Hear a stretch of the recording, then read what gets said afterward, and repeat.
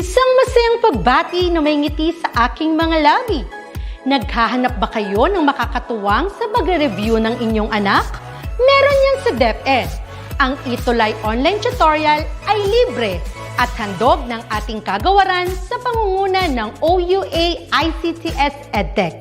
Ito ay isang proyektong makatutulong sa mga mag-aaral, katuwang ang mga magulang o kasama sa kani-kanilang tahanan para masagutan at maunawaan ang mga modules. Hangad din ng programang ETUlay ang matulungan ang ating mga guro sa kanilang mga blended learning classes. Ang ating ETUlay ay mula kinder hanggang senior high school.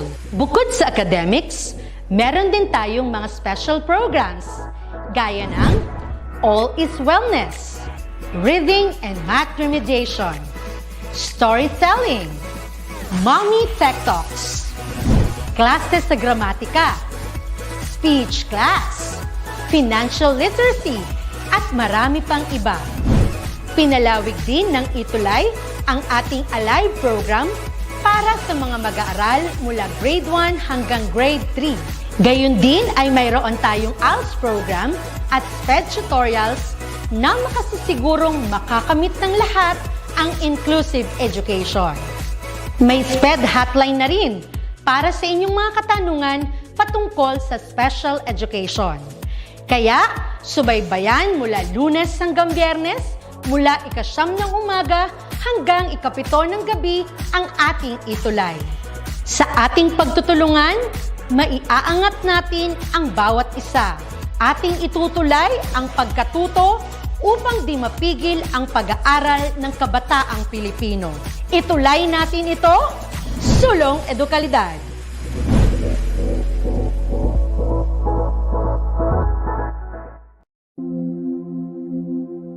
Daramo pa ora-ora sa nanhi tabungan malaksi ang panahon, sanglit kalma kita, ngan dumungan san ato ehersisyo san pagginhawa, igandaman ato mga kalugaringon, paghanap sin mamingaw nga lugar, lingkod sin tadong, ngan tumuko madali ay, basi tagan importansya ang pagginhawa.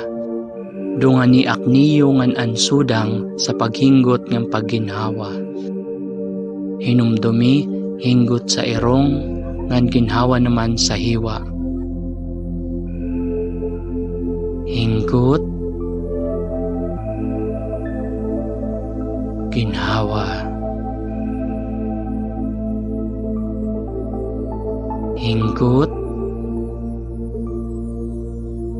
ginhawa.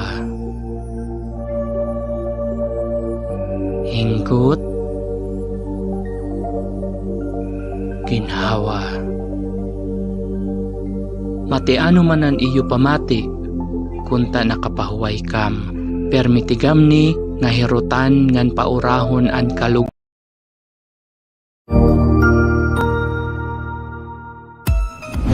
Mabuhay! Good day to all! I am your tutor Madge. Welcome to ETUlay, a free online tutorial, an initiative of the Department of Education, Information and Communications Technology Service, Educational Technology Unit, ICTS EdTech. This program is aimed at helping and assisting learners from kindergarten, senior high school, ALS, Alive, and SPED learners. Aside from answering the modules, the ETUlay is offering programs which you will surely look forward to. Together with our parents and teachers, the ETUlay will bridge the gap where difficulty and ease meet in learning new knowledge and skills. So, let us prepare our modules, pen and paper. Ready your mind to see and hear worthwhile and interesting lessons. Let us now study and learn, together with our volunteer online tutors. Tara na!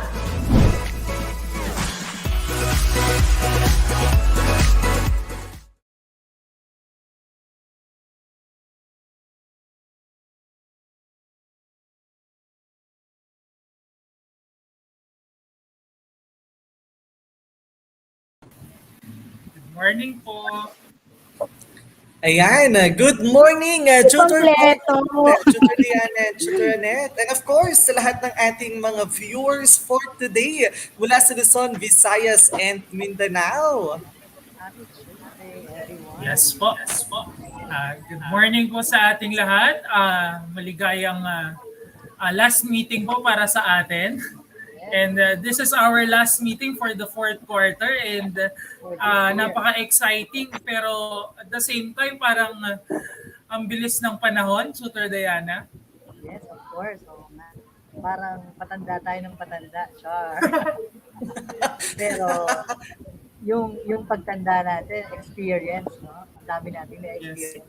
I'm happy kasi lahat tayo, yung mga experiences natin from day to day, no? From day to day experiences, talagang ang dami nating natulot, ang dami nating na-enhance sa ating mga ginagawa, especially sa ating online tutorial na talaga namang very substantial. For me, very substantial kasi talagang tayong mga tutors, pinagbubuhusan natin ng oras yung pag-aaral, kung paano natin i-compress yung mga lessons natin with regards to the online tutorial na ginagawa natin. Though ito ay every 2 weeks lang natin ginagawa kasi nga may mga schedules tayo. Pero alam natin na ito ay dugot pawis at saka, of course, yung puso ng bawat tutors para sa mga bata na ating tinuturuan, di ba? Correct. At saka nakakatuwa, Tutor Diana, Tutor Martin, and Tutor Annette, since September that we started ETUlay for this school year, parang ngayon lang tayong nabuong apat Nabuong apat. True. Tutor Annette, is there something you want to say? Grateful lang na na-experience ko to na maging ETUlay tutor.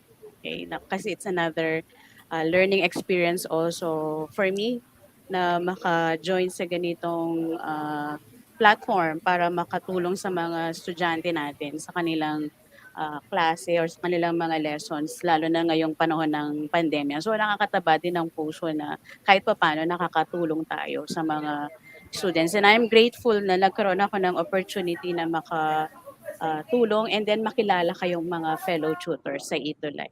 So for that, thank you so much.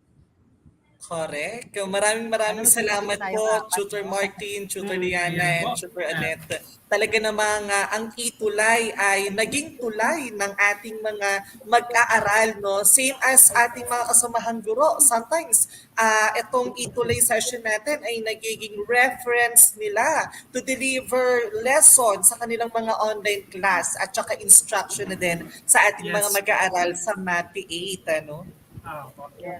Instant remediation material, sir. Ika nga. Correct. Ayun na. So since lahat po yata tayo nasa school, mga co-teachers. Yes.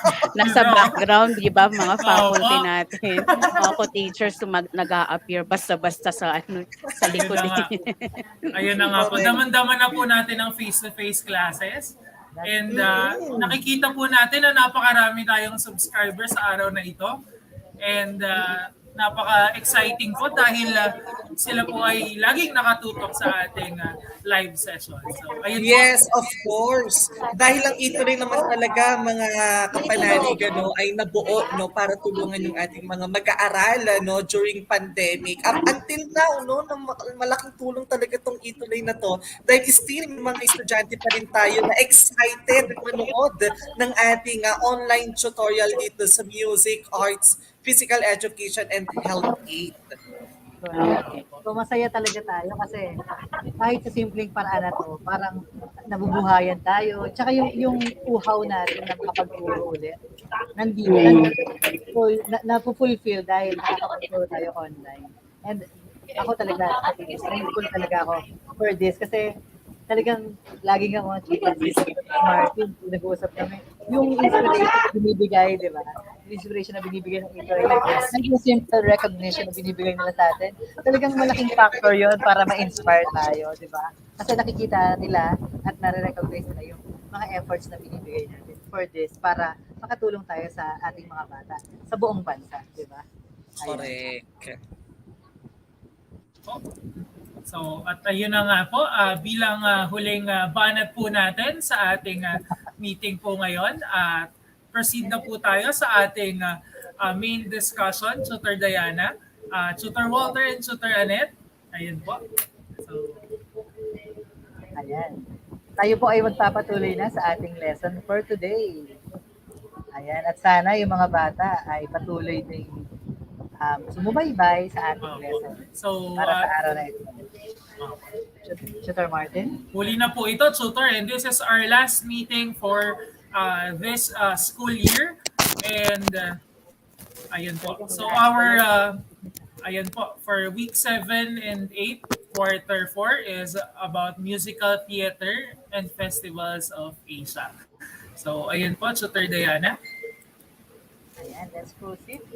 Good morning. But before we begin po, Yes, bago tayo magpatuloy, let's siguro mag-shoutout muna tayo sa ilang mga patuloy na sumusubaybay sa mga estudyante natin. Nakakatuwa sila kasi may nakita ko kanina, nagme-mention pa ng name. Ibig sabihin, sila-shoutout nila para mag-join sa ating lesson. Yes po.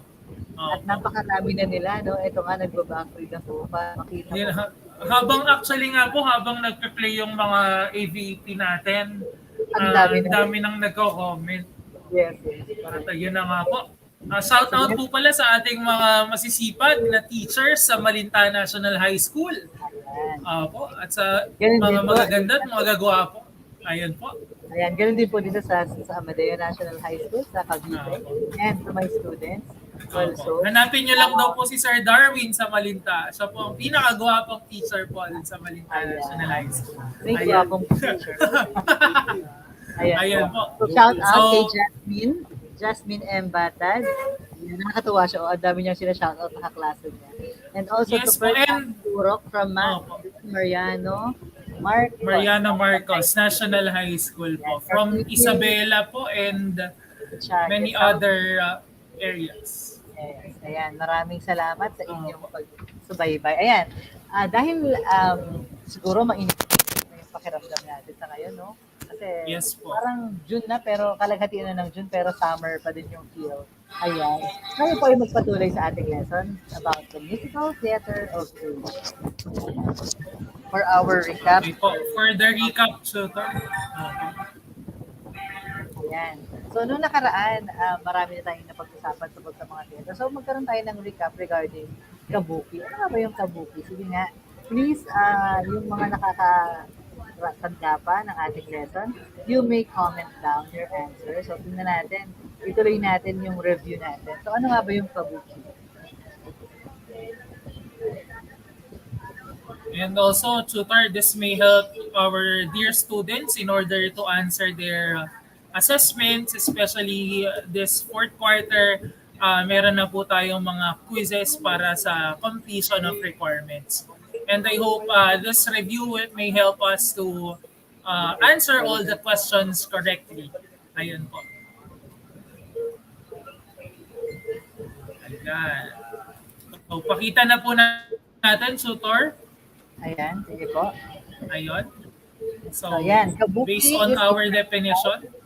Yes, kabuki is a classical form of Japanese dance drama. So, from the definition itself, it is a dance drama. Ibig sabihin, yung kanilang pagpo-portray ng kanilang characters is dancing, di ba? Pero yung pagsasayaw nila, hindi lang simple or typical sasayaw, kundi it has a story. It has a story to tell and to share to the viewers or to the audience who are watching their performance. Okay, next.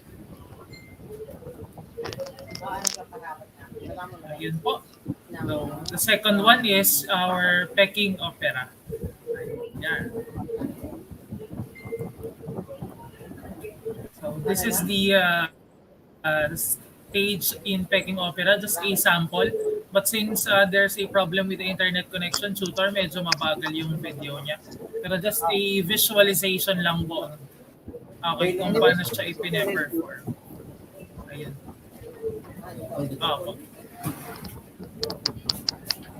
Ayun. Lipat na po natin. So, by definition, tutor?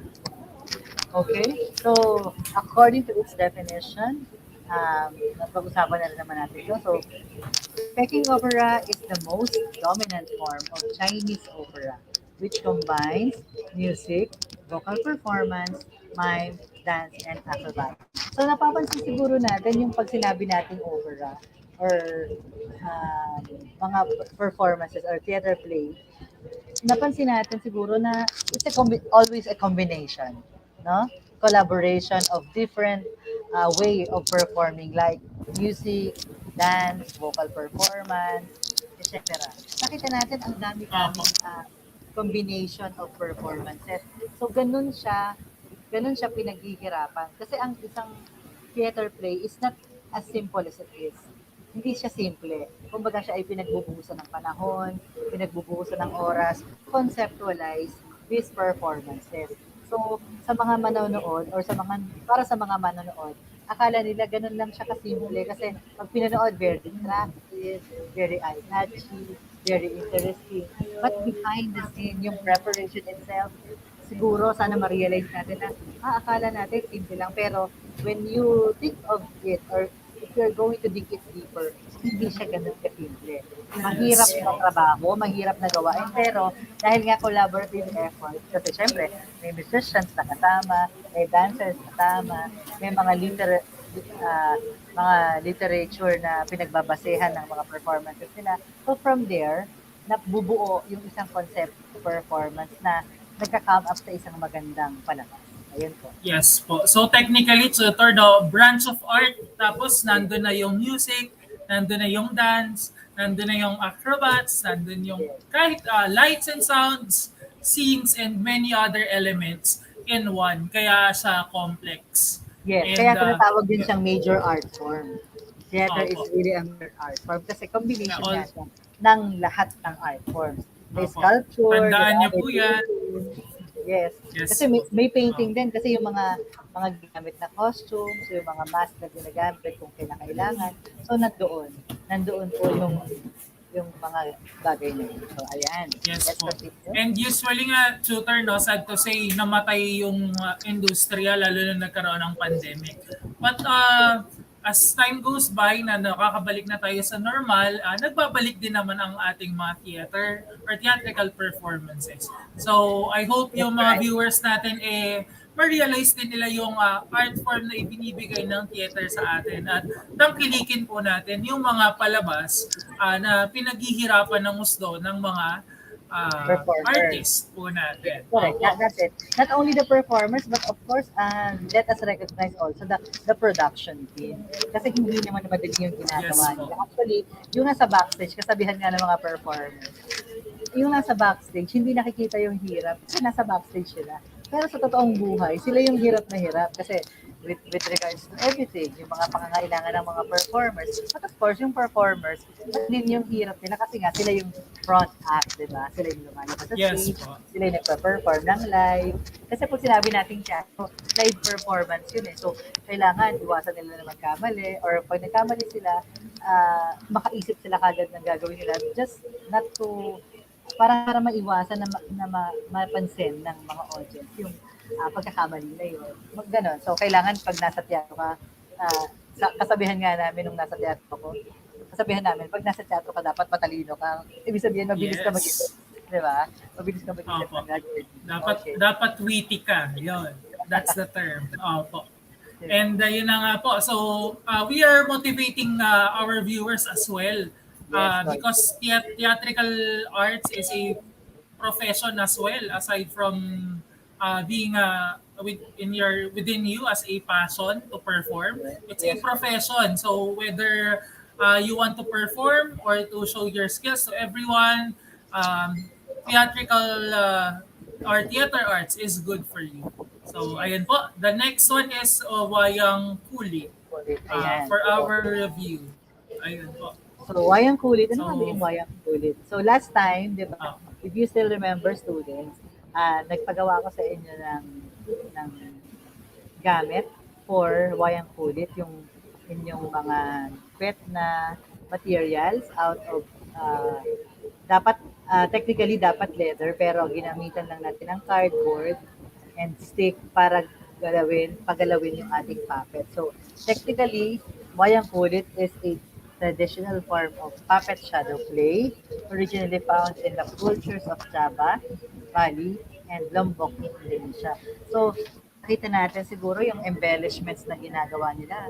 Kahit sabihin natin na puppet lang siya at nasa likod lamang siya ng tela, ginagawan pa rin nila, nilagyan pa rin ng kulay, ginagawa ng magandang itsura para eye-catchy, para matuwa yung mga nanonood dun sa inyong show na ipinapakita. So, I hope yung ginawa niyong performance or wayang kulit performance sa inyong mga bahay ay naging maganda at naging entertaining. Kasi, of course, alam natin na kahit mahirap tayong sinasabi natin na theater play, kahit pa yan ay shadow puppet or kahit pa yan ay live performance, it has this feeling of entertainment na kapag nagpalabas, the audience should be entertained. Kasi yun naman talaga yung goal. Diba? Kaya nga tayo, pag nagpapalabas ng mga teatro, meron tayong target audience. Ano ba yung, sino ba yung audience natin? Mga bata ba? Or for family ba? Or for adults?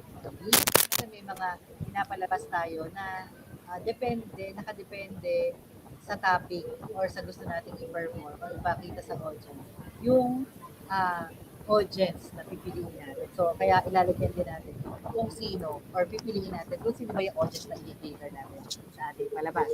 So, ayan, tayo po ay magpatuloy, Sugar Martin. Ayan po. So, our next activity will be a recap of the discussions from the first 3 sessions. And for what I know, choose the correct answer on the given choices sa ating question. And feel free to comment po sa ating chat box and comment box sa inyong mga kasagutan and be participative as it helps us to finish our summative assessments and many other quizzes na makatutulong po sa inyo. So for the number 1 tutor, wait lang po. Ayun. So number 1 question, it is a combination of acting, dancing, and music, which includes the manifestation of form, color, and sound. So the choices is kabuki and the Peking opera. So what is the answer from the viewers, students? It's your time to shine. Sagot po tayo ng sa tingin niyong tamang kasagutan. Go! Go! Ayan po. Shine, shine! Parang ang sarap kumanta. Taray, meron ka agad ambag na idea, tutor. So ayan po, meron na tayo agad na nagsagot. We have our loyal viewer, Marniel Kyle Lustre Ramos. Ayun. From Santa Lucia National High School, SDO, Bulacan. Ayan. So, answer niya is kabuki. Kabuki. Ayan. Opo. And then we also have a viewer, si John Lee Bawi, Section Leo, Grade 8. So, kumusta? I hope you're in good condition. Ayan, tayo po ay magpatuloy na. So, okay po, ma'am. The answer for number 1 is yon. So, lumabas na yung mahiwagang kahon. So, the answer is kabuki. So, very good, Margiel, Kyle, for your answer. Ayun. And sumunod si Hasmin. Ayun. Jasmine Batad. Ayun. And we also have Christopher Respicio. Ayun. So, proceed na po tayo sa next question. Marami po tayong mga naka-reading question for all the students who are currently listening to us right now. Okay po. Next question. Tutor Diana, number 2. Yeah, number 2. Question. A combination of music, vocal, mime, dance, and acrobats. Alin kaya siya? Is it wayang kulit or is it Peking opera? Sige nga po. Please comment down your answer. Again, wayang kulit. A combination of music, vocal, mime, dance, and acrobats. Is it wayang kulit? What is your answer? Peking opera? Ayan, sumagot na ulit. Ayan, may sumasagot na. Ayan na.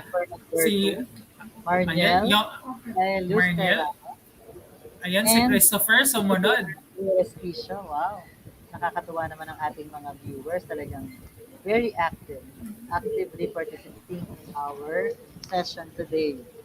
And we Nice. also have another viewer, tutor, si Monique Duque. Okay, ayan. Ayan, Po, sumagot na rin si Jasmine Tad and Marisa Tagaw. Ayan, Peking Opera, yun ang sagot nila. Now, let's reveal na find po ba out kung natin? tama ang kanilang sagot. Yes, Okay po, so drum roll please. Ayan, yung tatak natin. Okay. Ang favorite drum roll na sound effect na mano-mano. Okay po. Ayun na. Lumabas na ang ating answer. Ang mahiwagang kahon na umiilaw. And the answer is Peking Opera. Very good po for the viewers na tumatama sa ating mga kasagutan.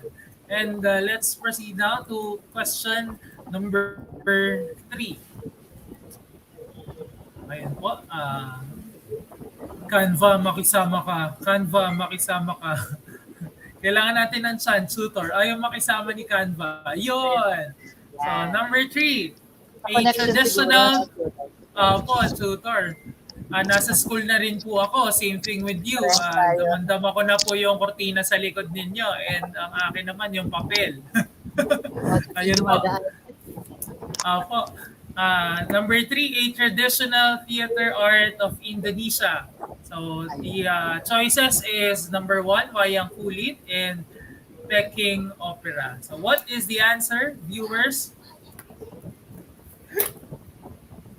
Let's wait and see. Yung mga ko-teacher ko, sumasagot na rin ng answers. They're also very attentive. Shout out sa mga magagandang teachers ng Malintan National High School ESP Department. Ayun po. Ayun. So we have answers na agad. Tutor from Marniel, Kay Lustre Ramos, and Jasmine Batan.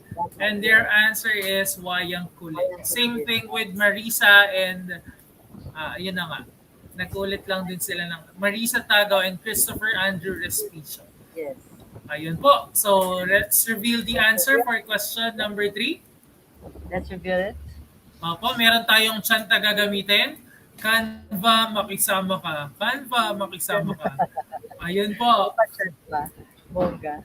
Ayun pa. Ayan, nakisama nga siya. And the answer is wayang kulit. Very good from Tutor Martin and Tutor Diana. Napaka-participative po ng ating mga viewers and tama ang kanilang mga sagot. Ibig sabihin, natatandaan po nila. At saka talagang ibig sabihin, nakikinig sila, kaya natandaan nila, di ba? Kaya sila very participative. Ayan, sabi ni Jasmine, still watching and listening from San Mariano National High School, Maine, SDO Isabela, di ba? At sinatawag niya yung teacher niya, ang MAPEH teacher niya si Teacher Marisa Tagaw. Ayan, magandang umaga po, teacher, and to your students. Ayan, let's have number 4. Question number 4. Okay po. So, tignan natin. Canva, makisama ka. Canva, makisama ka. At lalabas na po ang ating number 4. Number 4. Ayun.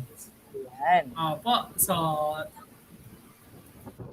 for number 4, a Japanese barrel-shaped drum. So, this is an instrument that is used in kabuki. So, ano po ang sagot sa ating katanungan, mga viewers? Is it taiko or otsuzumi?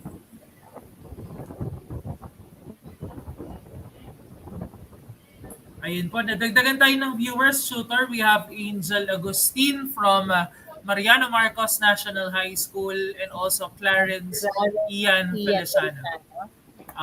And we also have Marisa, kakasama sa San Mariano naman sa National High School, Maine. Kasi Ma'am Marisa Tagaw, yung kaninang teacher ni ni Jasmine, siya po siya. Good morning, ma'am. Hello po, ma'am. Thank you. And we also have Sheila May Cubal from Don Mariano Marcos National High School, SDO Isabela. So ayun po, may answer na po tayo. Tutor Diana. Ayan, nakakatuwa naman si ma'am. Talaga nagpa-participate. And let's find out now. Ayan, sumagot na rin si Jasmine. Okay. Tingnan natin kung ano sagot nila, kung tama ba ang kanilang um, kasagutan. And ayun na nga po, Canva, makisama ka. Canva, makisama ka. Ayun, lumabas na ang ating magic square na umiilaw. Ang answer is taiko. So taiko drums are one of the main instruments sa Japan, especially when it comes to kabuki performances. It is considered as a national treasure to them, and at the same time, ginagamit din siya sa mga sacred celebrations. Tama po ba, Tutor? Yes, that's correct. Ngayon, let's proceed with the last question na ba tayo, Tutor? Apo, Tutor, tingnan po natin ang last question po natin. Number 5. Ayun na nga, si Canva. Next page, right? Canva, makisama ka. Lumabas ka, number 5. Canva, magparamdam. Canva, maawa ka na. Ito talaga Ilang yung, minutes na lang. ito talaga yung dilemma pag live. Ayun naman. Okay, So, for a number 5 recorded... question. Okay po, Tutor Diana, go po. Okay. For number 5 question, a recorded flute in China usually played along with singing. Is it Gates or Shao? Sige nga, please comment down your answer. Okay, a recorded flute in China usually played along with singing. Sige lang po. Please comment down your answer. Pili lang po tayo ng sagot. Nandyan lamang po yung pagpipilian natin. We have the Gates or Shao. Please type in your answer sa ating comment section.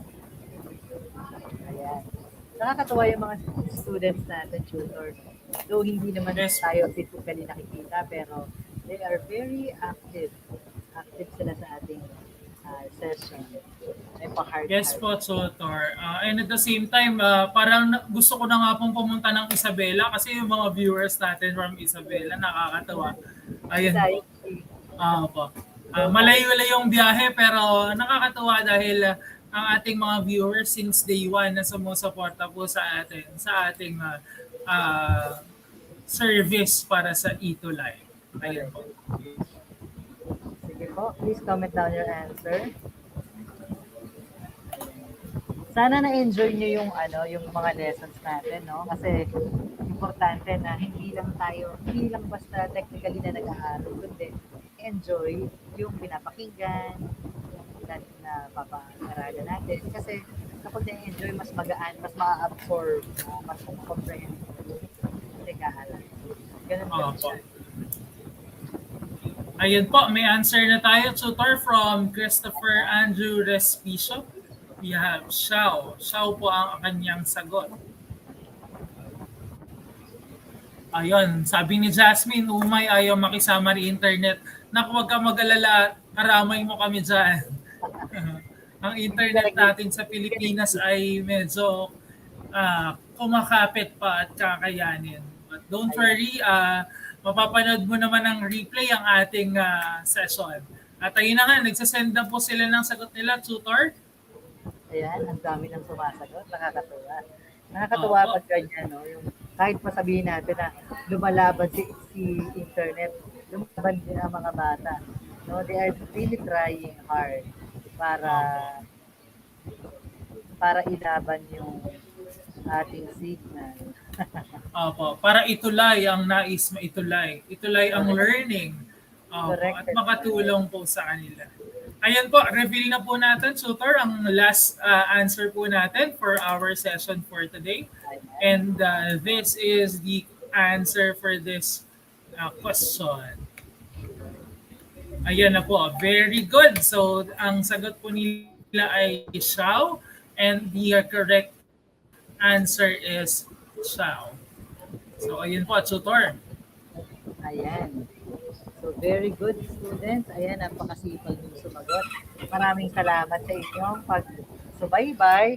And I hope sa mga susunod pa nating mga sessions, kung magkakaroon pa ulit tayo ng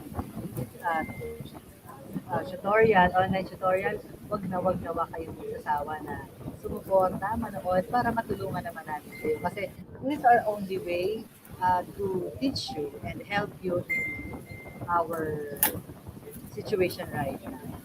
And kung magkaroon man Yes ng po. And of face-to-face, sana maging masipag pa rin kayo sa pag-aaral, no?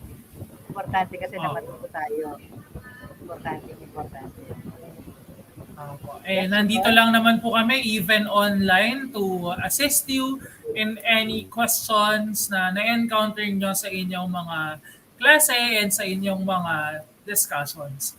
And thank you very much for participating in our tandem with Tutor Diana for Music 8.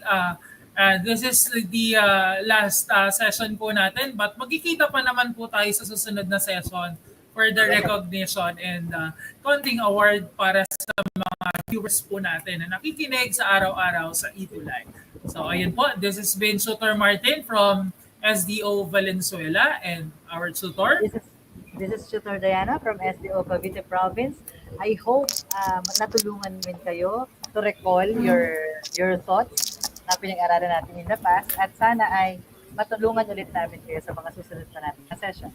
At ngayon po ay ibalik na natin si Tutor Walter and Tutor Annette. Hello po. Okay. Ay, maraming salamat Tutor Martin and Tutor Diana sa napaka formative no ng inyong discussion sa Music 8. Alam mo, Tutor Annette, no, simula na nagsimula ang school year na ito, nako talaga namang lahat ng strategy si Tutor Diana and Tutor Martin ay kumanta, talaga na estudyante, no? So, ang aking internet connection po ay bumibitaw pero ganun pa man patuloy pa rin tayo dito sa Arts 8. Sa akin din, tutor, Tutor medyo naglalag siya kaya nagkakaproblema tayo sa pag-open ng ating PowerPoint. So, just give us a few minutes po. Hello?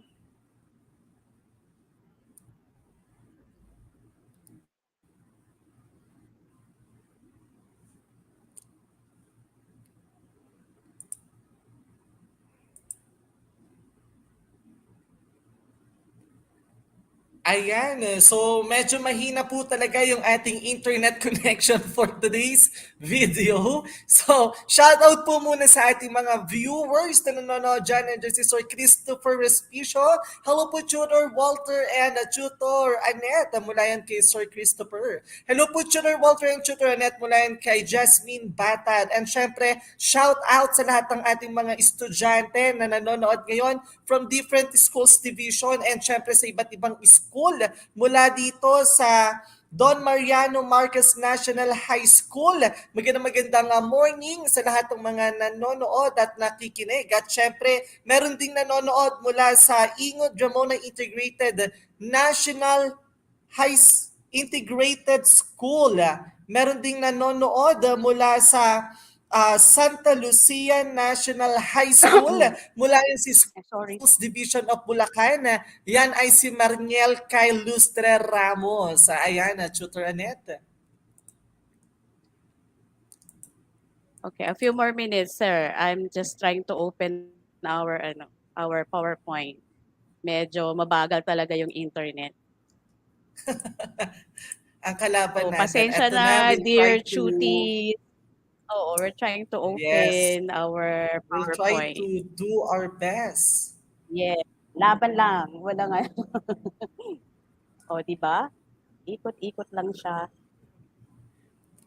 Ayan, shout out pa tayo dito mula sa Yes. Ingo Dramona Integrated School, ang Danan West District mula sa SDO Isabela mula kay Sir Christopher. Ayan.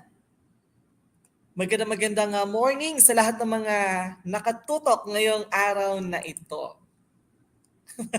Okay. Kapit lang So, let's tayo. see Ayan. if this will work. Okay. Good morning, Chutis. Kamusta na po kayong lahat? I hope nandito pa rin kayong kasama namin sa aming pag-present sa inyo ng ating lesson ngayong umaga. So, pasensya na po sa konting delay dahil sa ating napakabilis na internet connection. Okay na tayo, tutor? Let's start. Okay. Yes.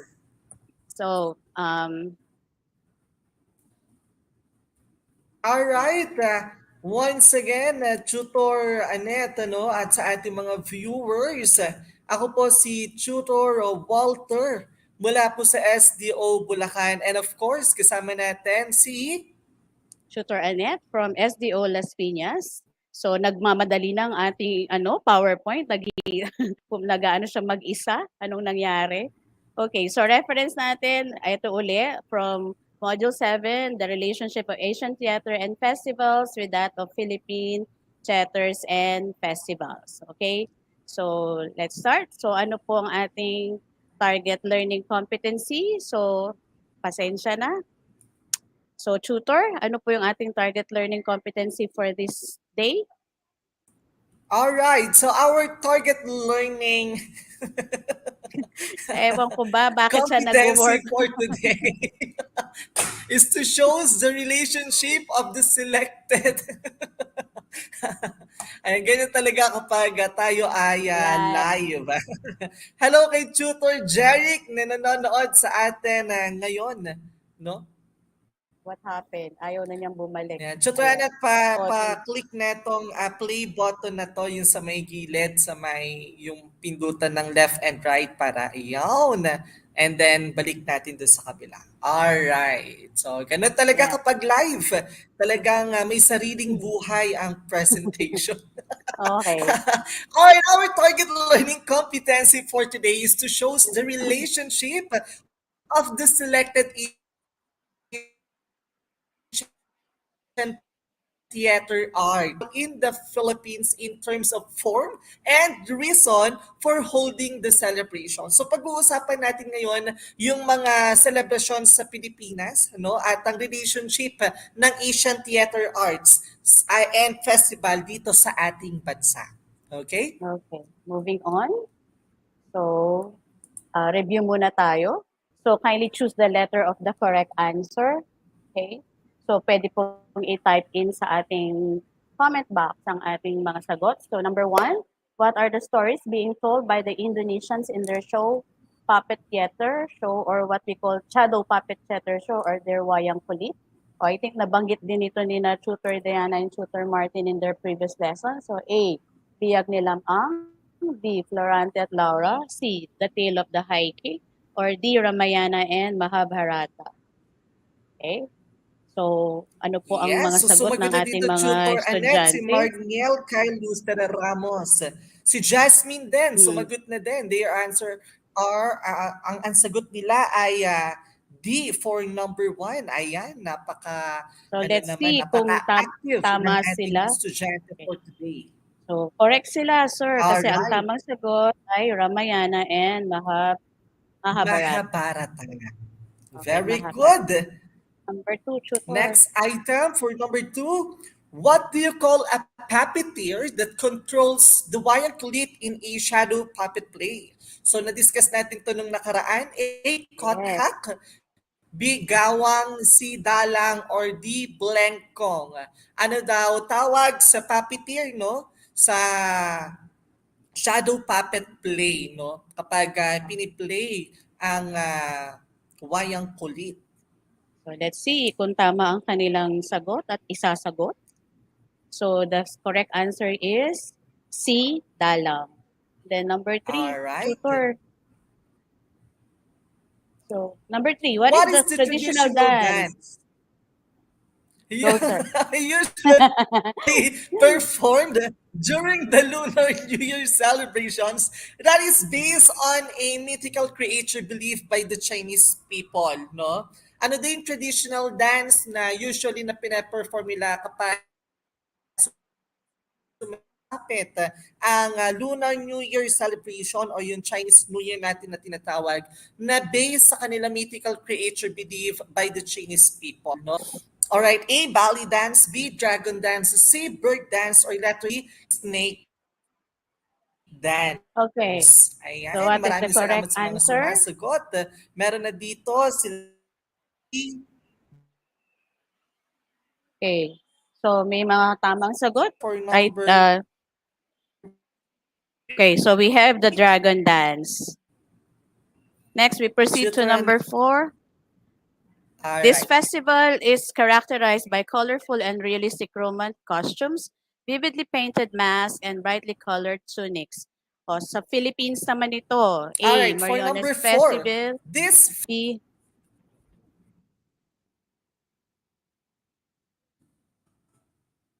Oh, medyo naglalag, tutor, so I'll do it.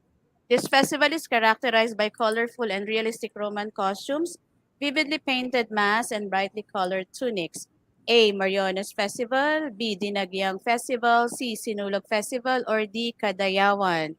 So, ang maaari pong sagot dyan ay letter A, which is the Mariones Festival. Okay? Then number festival. 5, tutor. All right. So let's proceed for number 5. Okay, number 5. Okay. Do the honors, tutor Walter. Why do the Ilonggos wear colorful costumes and headdresses, no, during the Dinagyang festival? No, A, to hide their real culture and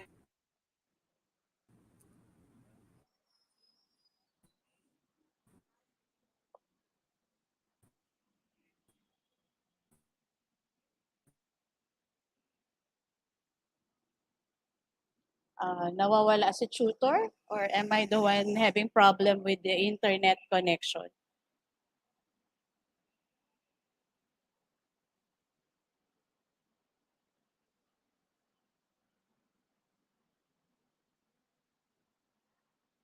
Okay, let's try it. Why do the Ilonggos wear colorful costumes and headdresses during the Dinagyang festival? A, to hide their real culture and passionate devotion. B, to brag about their abundance and wealth. C, to profit from their traditions and colorful history. Or D, to showcase their rich heritage and fun-loving spirit. So, ang pwede po nating isagot dyan, the correct answer ay letter D, to showcase their rich heritage and fun-loving spirit. Okay, parang nagkaroon ng problem si Sir Walter or Tutor Walter sa kanyang internet connection. So, I'll proceed. Okay, let's just wait kung maka-join ulit si Tutor Walter sa atin. Okay, so we have for this day, we will be discussing a bit about the relationship of Asian theater arts and festivals into the Philippines. So, ang focus natin is the similarities and differences of festivals and theater art forms of Asia to those of the Philippines, specifically with their intent and purpose. Okay? So, sa theatrical forms, you can see, sa Philippines or sa Asian countries, other Asian countries like China, they have Peking opera for their theatrical form, the Kabuki theater, the Wayang Kulit, and the Nang puppet show. While in the Philippines, we have the Ibong Adarna, the Zarzuela, the Vaudeville, and the Carillo. Okay, so we'll discuss uh, a bit about this. So as we've mentioned last time, so merong sa China yung kanilang Chinese Peking opera. So it is a traditional theater art form from China. And most of its stories come from Chinese history and legend. Okay? Actors often wear makeup to highlight their facial features. The art form emphasizes spectacle and athleticism. The performers utilizes four main skills, the song, speech, dance, acting, and combat. Karagdagan, ang usual na nagiging topic din nila dito ay ini-integrate din nila yung mga social issues nila sa kanilang uh, presentation. Okay? While here in the Philippines, okay, kung meron silang Peking opera, here in the Philippines, we have the Zarzuela. So kung merong song, dance, dialogues ang Peking opera, dito sa Philippines, we also have the Zarzuela, which is the same. Ang similarity na, it's a play with song and dance, usually written in prose, depicting the peculiarity of romantic love among idealized Filipino characters. So often accompanied by topics of contemporary, social, political, economic, or cultural issues for relevance and added interest. So hindi lang siya tungkol sa love. So hinahaluan din siya ng mga issues din sa society natin. Okay? So katulad din siya ng Peking opera, meron din siya mga songs and dances and dialogues. But syempre, sa Peking opera, their costumes are Chinese costumes. Here, ang kanilang costumes are basically about, yeah, so it's very usually nationalistic in theme, and the plot and showcased by actors and actresses wearing traditional attire. It is delivered through songs and dances. Okay? Um, all right. Next. So sa Japan naman, as we've discussed last time, they also have the kabuki theater. So the kabuki is a traditional Japanese dramatic form with highly stylized song, mime, and dance performed only by male actors. Kabuki theater is known for its elaborate costumes and dynamic acting. Okay, so kung ikukumpara naman siya dito sa Pilipinas, meron tayong tinatawag na vaudeville. Okay? So, ito rin, mga flamboyant act, ano din siya. So, but vaudeville or sa English, yan yung Vaudeville, was a popular genre of entertainment in the Philippines that featured a mix of musical numbers, short-form comedy, and dramatic skits, and even magic acts, often staged inside the theaters of Manila. So, nakuha natin ito sa mga Americans. Okay? So, nauso siya noong mga panahon na dumating ang mga Amerikano. Kaya itong example natin dito is parang, this is parang poster, okay, na isang vaudeville act. But dito sa Pilipinas, ang mga sumikat diyan sa vaudeville ay ang isa sa mga kilalang popular na nag-start sa vaudeville ay si Dolphy natin. Okay? So combination siya ng mga musical numbers, ng pagpapatawa, dramatic skits, minsan may mga magic acts, minsan may mga kasama mga animal actors like yung mga monkeys na tinitrain nila as part of the entertainment. Okay? So, next, nabanggit na rin yung wayang kulit na theater form sa Indonesia, okay, na ginagamit ang mga two-dimensional puppets and then they are projected on the screen, behind the screen, so their shadows is projected sa screen and the audience can only see their shadow. So, the story is about Hindu epics, okay, and then ang purpose niya is to educate its audience in moral and religious philosophy and to entertain. While dito sa Pilipinas, meron din tayong kilalang shadow play. Ang tawag naman natin dito ay the Carillo. Okay? So ito ay a shadow play and a form of dramatic entertainment performed during town fiestas or on dark nights after harvest. This shadow play is made by projecting cardboard figures before a lamp against a white sheet. So parang katulad din ng wayang kulit, they have this light behind a white sheet to project the shadow of the characters. So kung ang wayang kulit ay tungkol sa Ramayana and Mahabharata, sa Carillo naman, the dialogues are drawn from a corrido or awit or some religious play interspersed with songs. So yung corrido or awit kasi these are the typical stories din dito sa Pilipinas. Okay? Next, sa Thailand, they have the Nang Puppet Show. So, a shadow puppetry is one form of public entertainment in the south of Thailand. So, yan yung kanyang purpose, to entertain. So, the performers are normally accompanied by a combination of songs and chants. They have a religious theme or contain an episode from the Ramayana epic. Okay?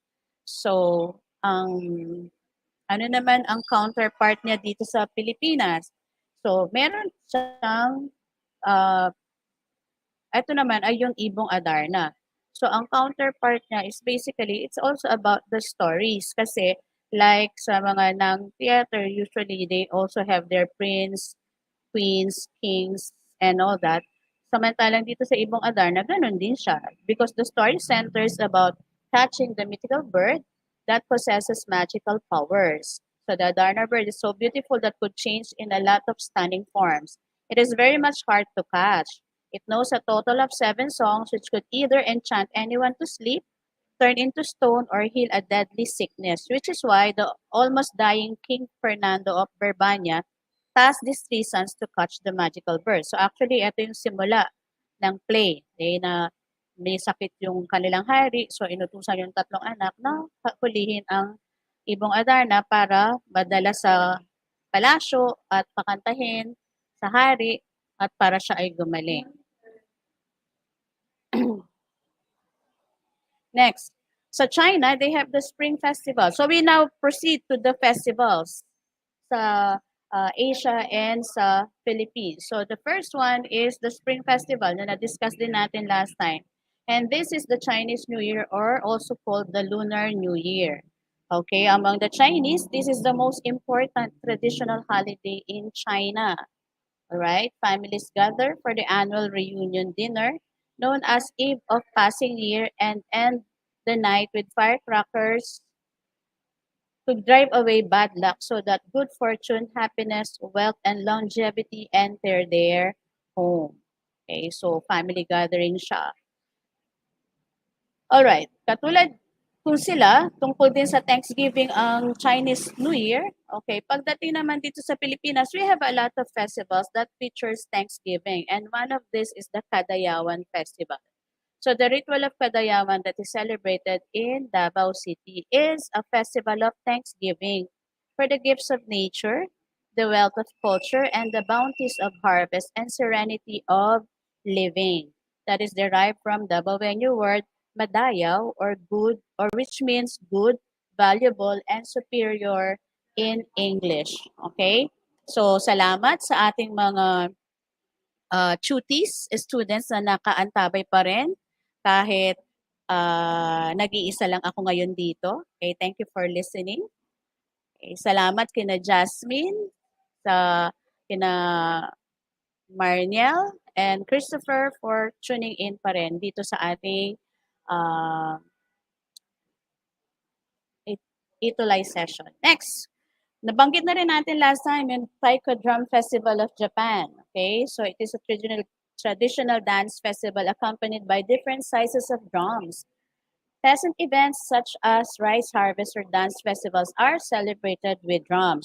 So ang focus natin dito ay yung paggamit ng mga drums sa mga festivals. So dito sa Pilipinas, hindi pwedeng mawala ang mga drums kapag nagse-celebrate. Specifically, the mother of all festivals, which is the Ati-Atihan Festival. Okay, so the Ati-Atihan is a festival in honor of the Santo Niño and is celebrated by rejoicing and energetic merriment via street dancing. The name means make-believe atis. That's why the characters or the performers usually cover themselves with suit. Okay, para kulayan ng itim yung kanilang mga balat para magmukha sila mga aita or ati. So it is famous for being the wildest among the Filipino fiestas with its elaborate attires and uninhibited dancing to the frantic beating of the drums. So gumagamit din sila ng mga drums. And yung drums kasi, sila yung nagbibigay buhay sa mga festival. So, yung Japan, kung meron silang Taiko Festival, Taiko Drum Festival, tayo, may mga festivals tayo na gumagamit din namin ng iba't ibang klaseng drums and one of this is the Ati-Atihan Festival. Okay, so I hope I'm sharing something new sa inyo. Next, like katulad nito, the Dinagyang Festival is also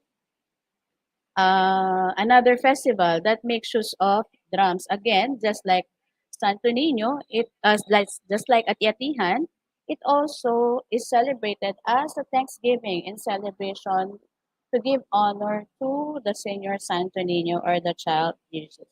So the root word Dagyang, which means to make happy. Okay. Next, another Asian festival is yung Balinese dance. So Balinese dances are very ancient dance tradition that is part religious and artistic. Okay, this dance culture incorporates Hindu traditions with drama that tells stories through dance and music. Okay, so na-discuss na natin yan last time. So ano yung counterpart niya dito sa Philippines na part religious ang kanyang celebration? So another one is yung another festival is the Sinulog Festival in the Philippines. So may pagka-religious siya kasi it's a native dance of Sinulog. The native dance of Sinulog commemorates the acceptance of the Filipino people of Christianity, more specifically Catholicism. to replace their belief of animism. The word sulog means river current, which pertains to the dance steps being similar to a river's push and pull current. So this is celebrated with regards to religion. Kaya sinulog is an example of a religious festival in the Philippines kasi nga, it commemorates our acceptance of Christianity. That's why we see this dancer holding an image of the Santo Niño. Okay. Next one. Punta naman tayo sa Thailand, sa kanyang mga Sky Lantern Festival. Okay, so ito naman yung Thailand's tradition of launching sky lanterns, known as Yiping or Kompai, usually held on the full moon of the second month of the Lana lunar calendar. Its release of a sky lantern is a petition, small prayer or good wishes of the person who released the lantern. So yun yung isang purpose niya, okay? Na kaya meron silang Sky Lantern Festival. So upon releasing the lantern, they bring with it or they say prayers or small prayers of petition or good wishes. Samantalang dito sa Philippines, meron din tayong ganyan na isang festival na while they're performing this, is they also say a prayer for a specific purpose. So ito yung tinatawag nating Obando Fertility Right. Right. Okay? Hello, Sir Walter, you're back. Yes. Ayan. Okay. So, alam Can mo, we do the honors, the Obando Tutor I Annette, miss you. ang Ubando Fertility Dance or ritual dance ng Ubando ay katatapos lang nitong Yes. nagdaang buwan. So, itong Ubando Fertility Rite na to, kadalasan pinupuntahan siya ng mag-asawa na nananalangin na naway magkaroon na sila ng anak. Yung dance ritual and Catholic festival celebrated during May in Obando, Bulacan. So talagang dinarayo to, Tutor Annette, Yes. ng mga talagang gustong magkaroon ng anak. Yung mga tao dito, nagkakaroon sila ng mga pilgrims in traditional costumes. Yan, syempre may sayawan na nagaganap, may kantahan dyan sa bayan ng Obando dito sa Bulacan. At meron silang honor the six Obando three patron saints na si San Pascual Bailon, si Santa Clara, and Nuestra Señora de Salambao. Ayan yung kanilang mga patron dyan sa bayan ng Obando.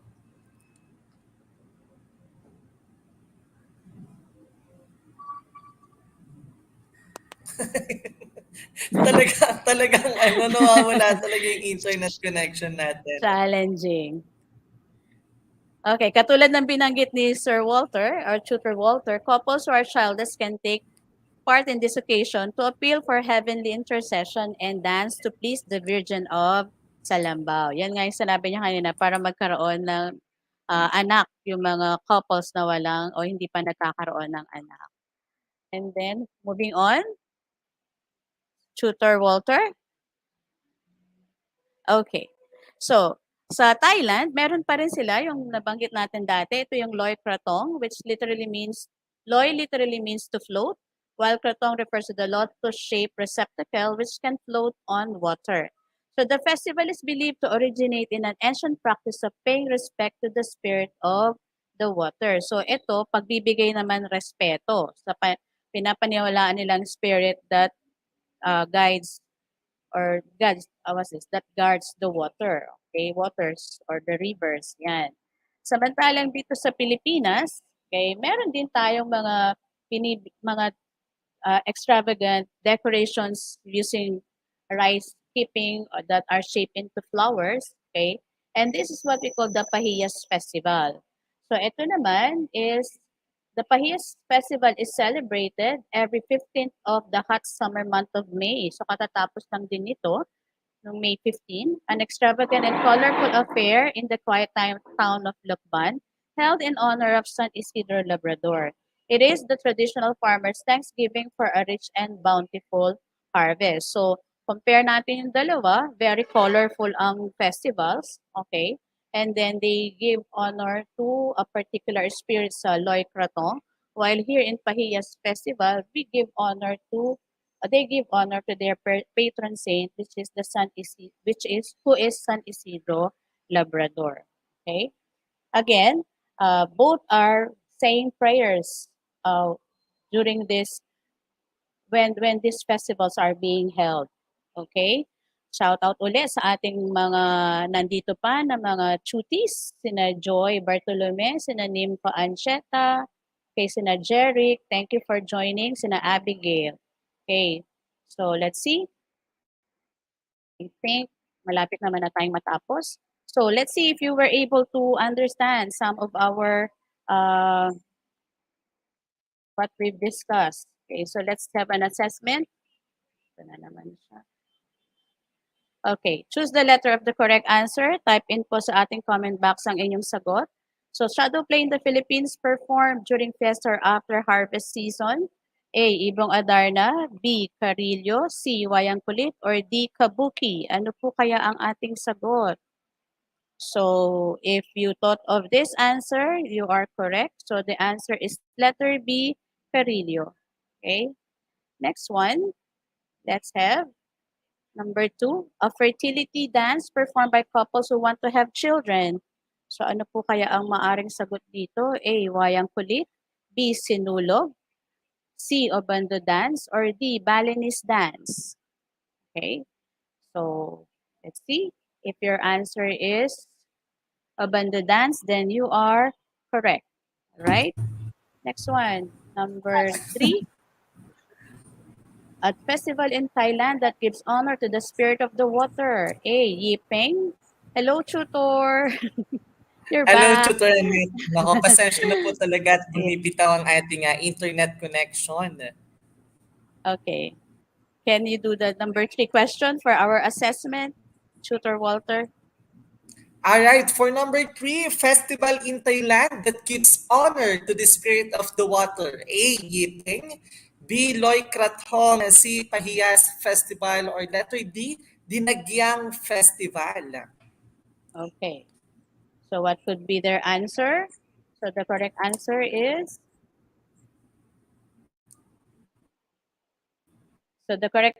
letter B, Loy Krathong. Okay. Next, we move on to number 4, tutor.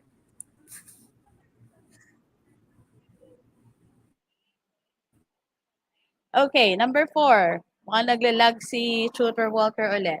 So these festivals in the Philippines give honor to the Santo Niño except. So alin dito yung hindi patungkol kay Santo Niño? A. Pahiyas Festival. B. Sinulog Festival. C. Ati-Atian Festival. Or D. Dinagyang Festival. Okay, so ang ating sagot po ay letter A, the Pahiyas Festival. And then number 5, last question. Which among the following is not a theater form? A. Kabuki. B. Loy Krathong. C. Peking Opera. Or D. Sarsuela. Okay, so what is your answer, students? Let's see. Ang ating sagot po ay letter B, Loy Krathong, because this is a festival while the others are theater forms. So, nawala na uli si Tutor Walter. So, our session ends at this point. So again, if you have comments or feedback, kindly scan our QR code so we can know what your comments and suggestions are. Again, it has been an honor being part of the tutors of ETUlay, and I am glad that I was able to be part of this program. So, andito lang naman din po kami, katulad sabi nila Tutor Diana and Tutor Martin. If ever you need help, you can always message us regarding your lesson. And you can always come back to view all these video lessons para mabalikan nyo po ang ating mga lessons at may makatulong sa inyo sa antabay po sa inyong mga aralin sa Arts 8. Again, this is Tutor Annette and Tutor Walter, who was not able to join us anymore. So I'd like to say thank you and see you again for another opportunity of tutorial sessions with you. Bye everyone. Thank you.